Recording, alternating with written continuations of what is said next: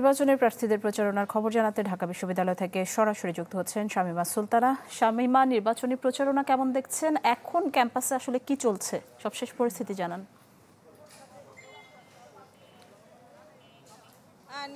এই মুহূর্তে আমরা আছি ভিসি চত্বরে। এই ভিসি চত্বরে এখানে একটি বিক্ষোভ হচ্ছে। এটি সমন্বিত শিক্ষার্থী পরিষদ এবং হচ্ছে গিয়ে ছাত্র অধিকার পরিষদের যে প্যানেল, সেই দুটি প্যানেল থেকে এখানে বিক্ষোভ করা হচ্ছে।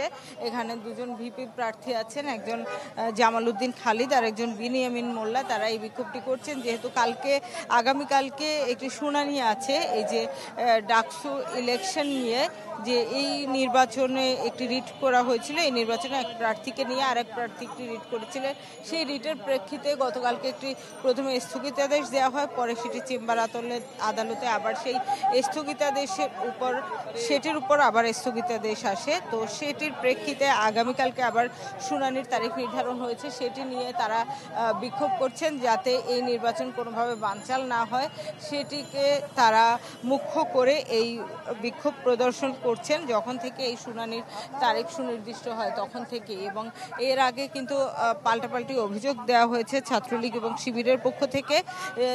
এক গ্রুপ বলা হয়েছে যে গতকালকে আলী হোসেন নামে যে শিক্ষার্থী, এই যে রিটকারী শিক্ষার্থীকে গণধর্ষণের হুমকি দিয়েছে, সেই শিক্ষার্থী ছাত্রদল বলছে যে তিনি শিবিরের সমর্থক এবং সেই শিবিরের সমর্থন এবং শিবিরের কার্যক্রমে যুক্ত থাকার ছবিটবিও তারা, বিভিন্ন ধরনের ছবি তারা সামাজিক যোগাযোগ মাধ্যমে আনছেন।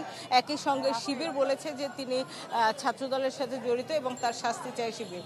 তো এইভাবে পাল্টাপাল্টি অভিযোগ চলছে এবং একই সঙ্গে দুটি কমিটি হয়েছে এই ঘটনাকে কেন্দ্র করে। একটি বিশ্ববিদ্যালয় করেছে 3 সদস্যের একটি কমিটি এবং আরেকটি নির্বাচন কমিশনের যে টাস্কফোর্স আছে তারা করেছে 2 সদস্যের একটি কমিটি, যারা এই ঘটনাটি খতিয়ে দেখবেন। শামীমা, ধন্যবাদ আপনাকে। দর্শক দেখছিলেন শামীমা সুলতানা, ডাকসু নির্বাচন ঘিরে ক্যাম্পাসের যে সবশেষ পরিস্থিতি।